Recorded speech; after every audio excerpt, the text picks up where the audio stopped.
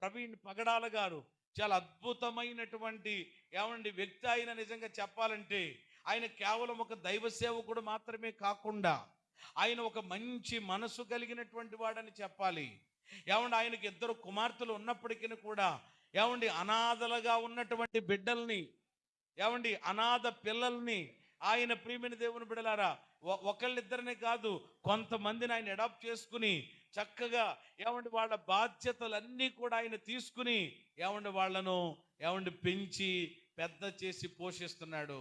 ఎంత అద్భుతం అండి నిజంగా.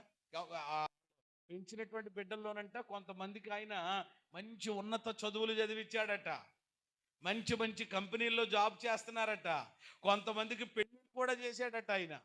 ఎవరికి?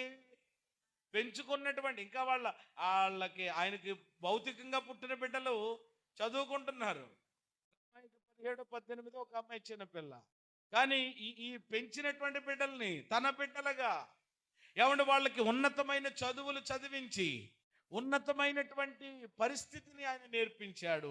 అంటే ప్రవీణ్ పగడాల గారిది చెప్పండి ఏ మనసు అన్నమాట? యేసయ్య మనసు.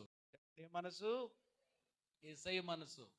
అందుకనే శ్రమలు కూడా, కష్టాలు కూడా, బాధలు కూడా ఎవరికి వస్తాయండి? ఆ మనసు కలిగిన వాళ్ళకే వస్తాయి.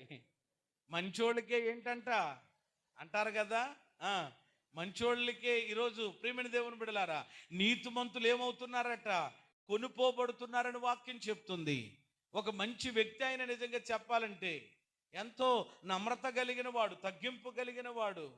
దేవుని యొక్క వాక్యాన్ని ప్రియమైన దేవుని బిడ్డలారా అన్ని కోణాలలో నుండి కూడా చక్కగా విశుద్ధముగా ప్రియమైన దేవుని బిడ్డలారా తెలియచేసి ఆ గొప్ప కృప ఆయనకి ఇచ్చారు. అయితే నిజంగా క్రైస్తవ ప్రపంచానికి నిజంగా ఆయన మరణం అనేది తీరని లోటు.